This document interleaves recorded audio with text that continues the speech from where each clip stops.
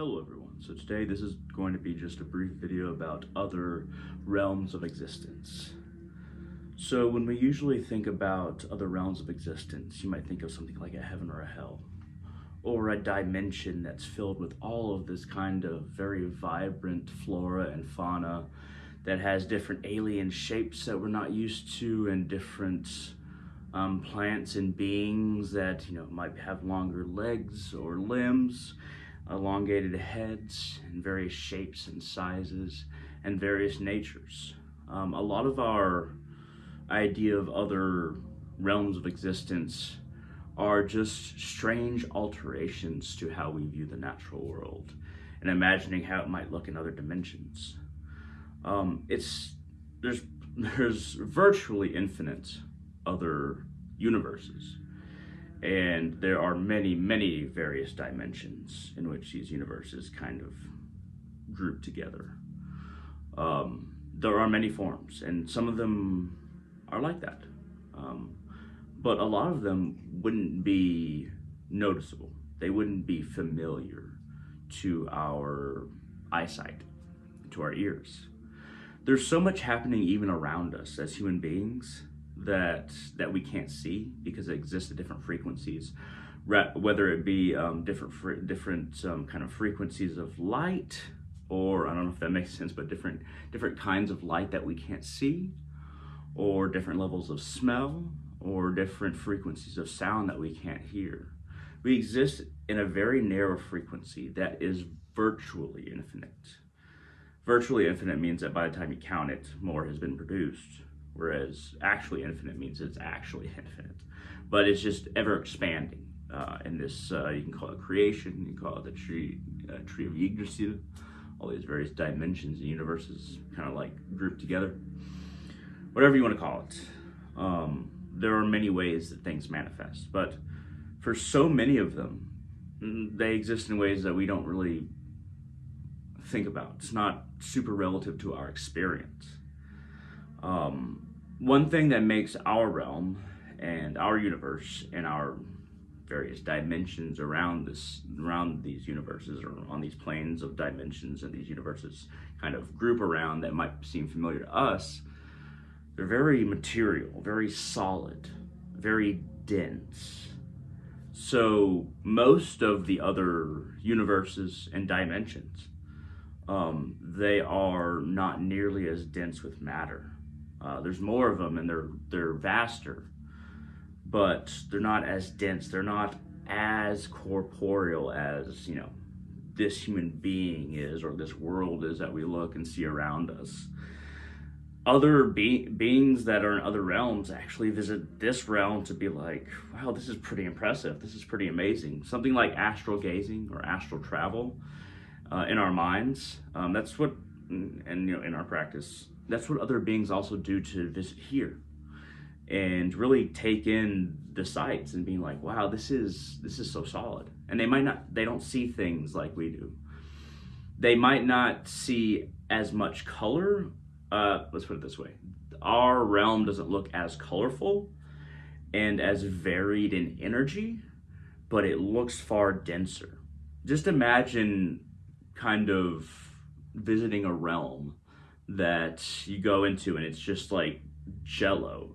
And while everything's very dense and you're moving through this jello all around you, there's only fairly monochromatic, where it's like there's less colors, there's less variations of frequencies that beings like us or animals, plants exist in, that we can, and they can kind of see how we see things, because they can kind of see through us in a way. But those frequencies are less varied, but they're way more dense and packed in, with atoms, electrons, and also how we experience everything, because they can see, a lot of these beings can see our experiences and how we experience them. If you go to one of their realms, and I'll just take a general viewing or how a lot of them exist. If we go into one of their realms, everything might be very bright, and then everything's very hazy. But you see all these like little orbs everywhere. And let's say that you get over the intensity of the sense perception, or your senses, whether it be sight, smell, hearing, what have you, feeling, whatever your senses are. So you get over the intensity of that, and you can kind of see everything kind of like a landscape. Everything might just do exist in a lot of these realms as orbs, various sizes and colors of orbs, and various groupings and combinations of orbs, and various orbs touching.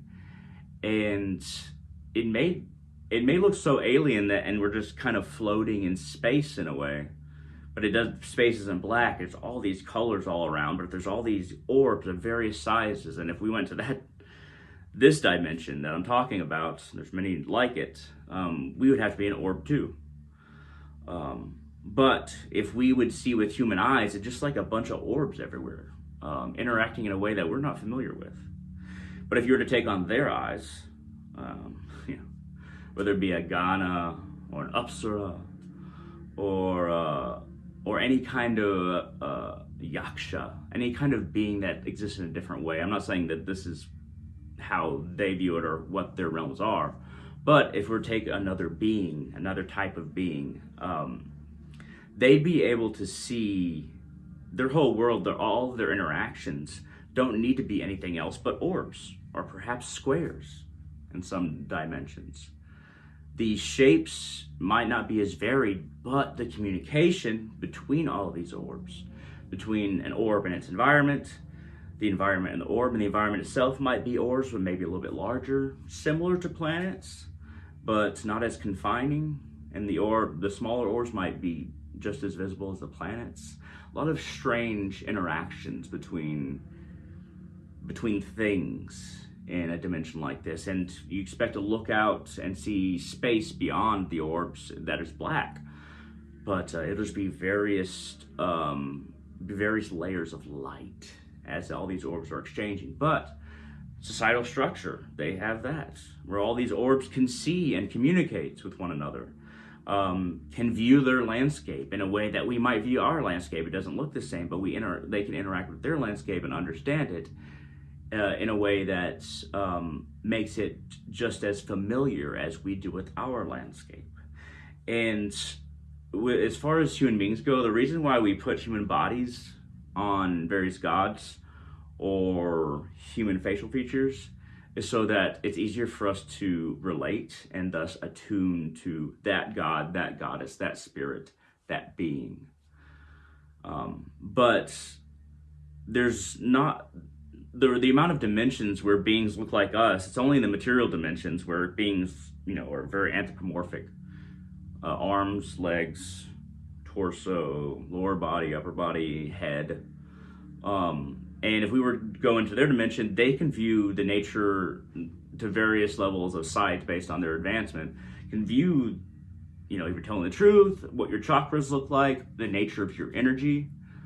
That is just as much of their sight in a lot of these dimensions as it is our sight to see grass, trees, clouds, things like that.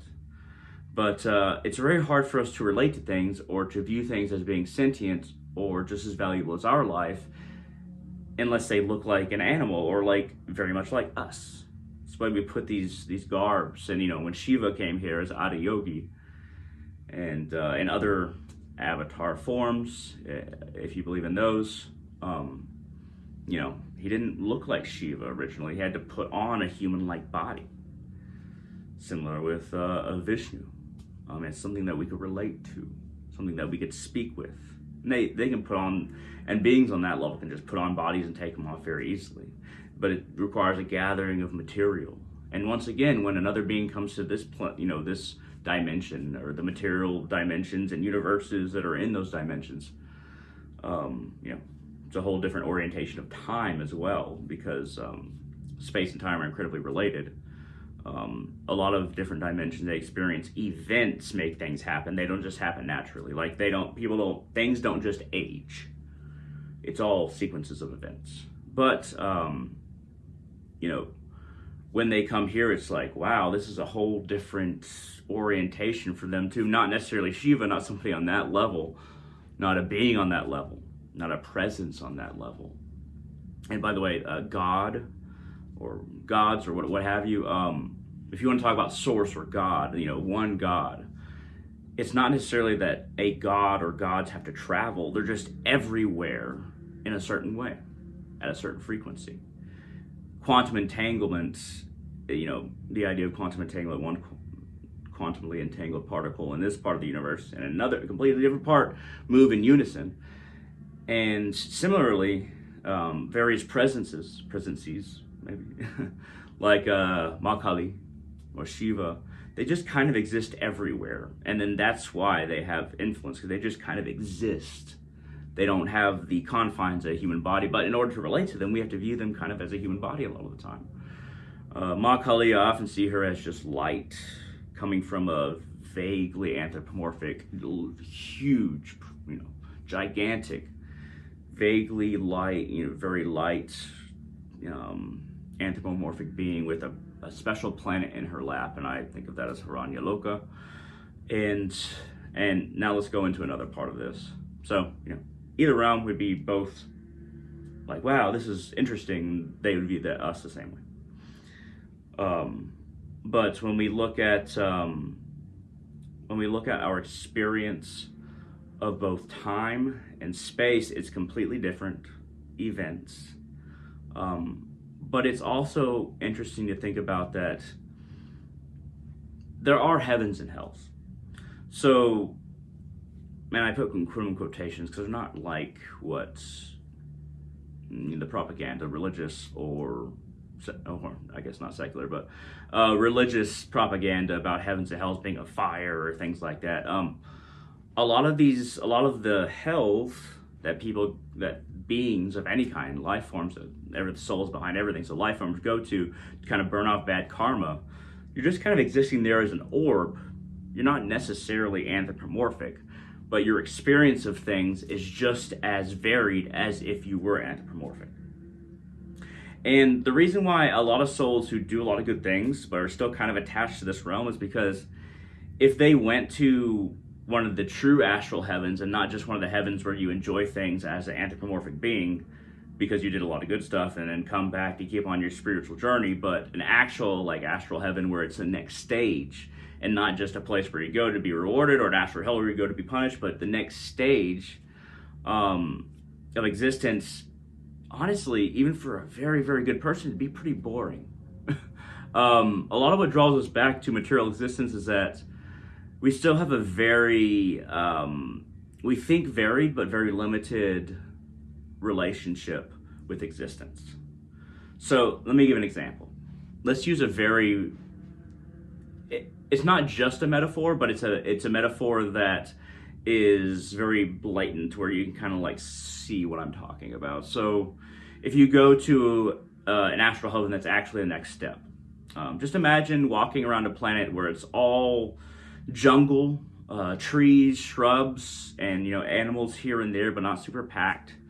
That are all made of light, various kinds of light, various densities of light, they interact with your sense of sight in different ways and our other senses in different ways. Or a realm of just clouds where various beings gather in various clouds and they go from cloud to cloud. Unless you are a very internal being at that point, where you can just go from cloud to cloud or go from little group on this light planet, from group to group, and greet each other and speak and work with energy without having to do a whole lot like with an anthropomorphic body, but just really attuning to this group and communicating with them. They're communicating with you, you're communicating with them, and it's just a simultaneous transfer that doesn't require external speech, where it's just attuning to one another, and then ideas form, and the complexity and intricacy of ideas form in such a way, and you attune to each other in such a way that you learn from each other. You communicate with one another simultaneously. But you on these planets or in these in this little cloud dimension, going from cloud to cloud, there might not be a whole lot of varied activity.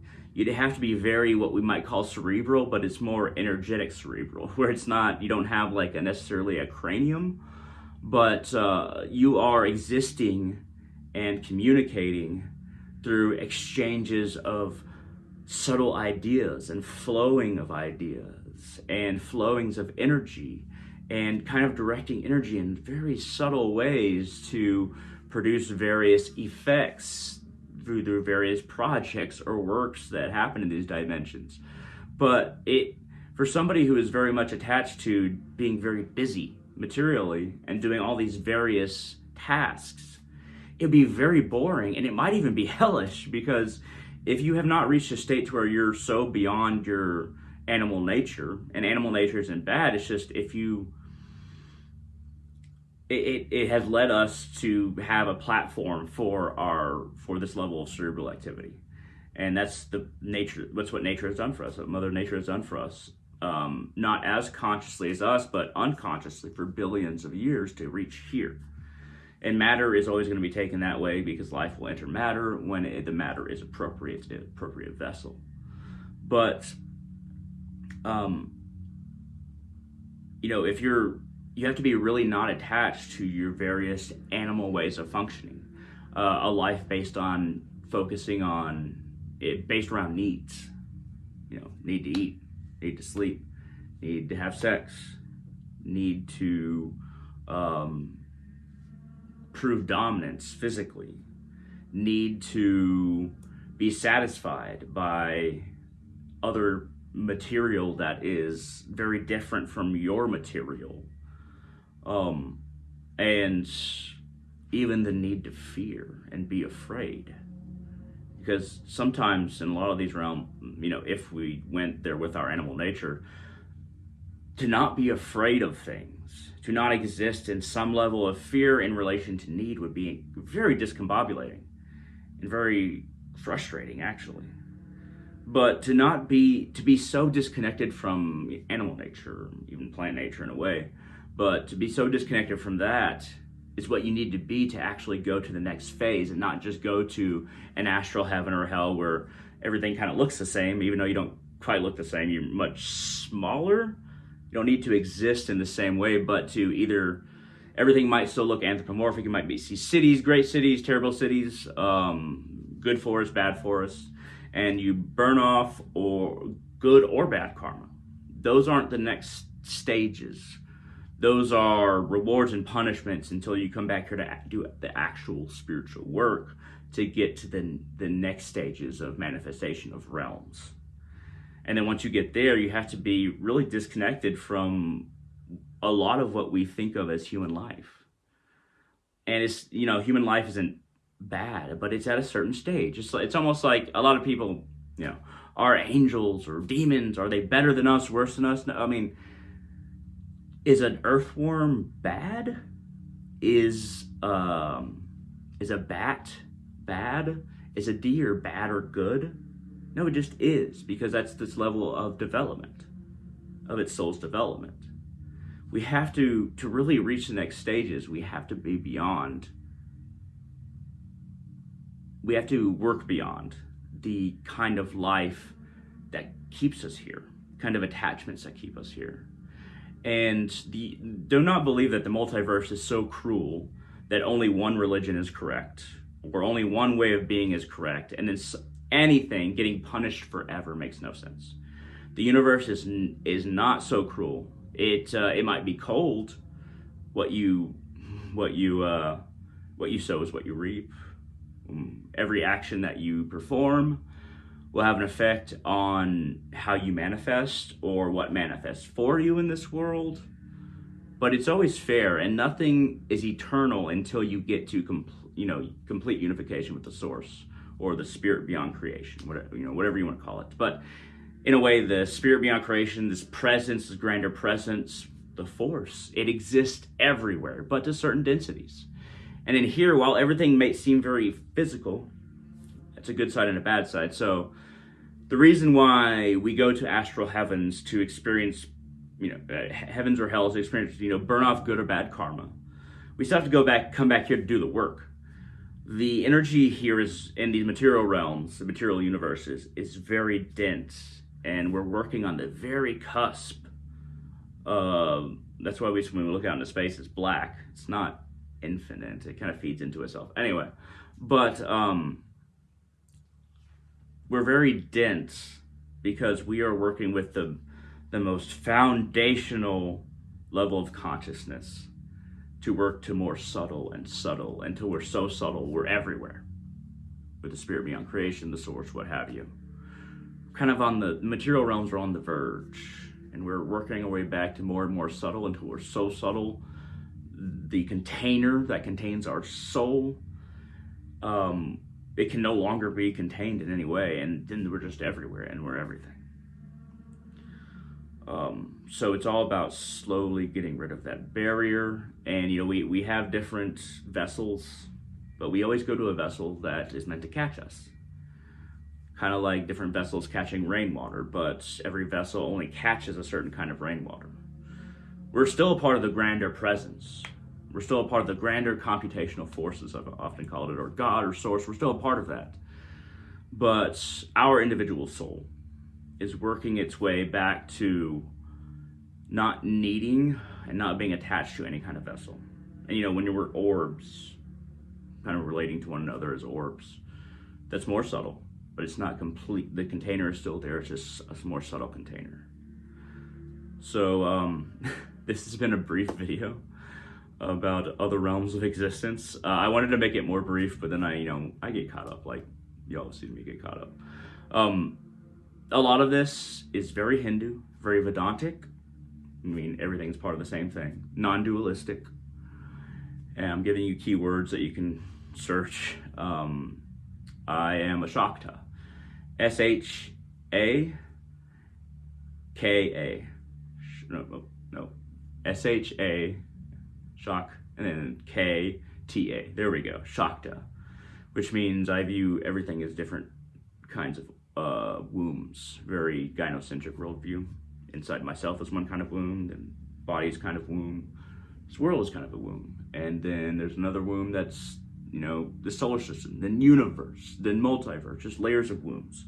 But I find it incredibly conducive to the way that I think, and that's why I'm a Shakta. And Ma Kali is my first and foremost way that I worship and connect to what one might call the source or God. But Shakta. Look up that. You can look up Vedanta. You can look up Hindu ideas about non-duality.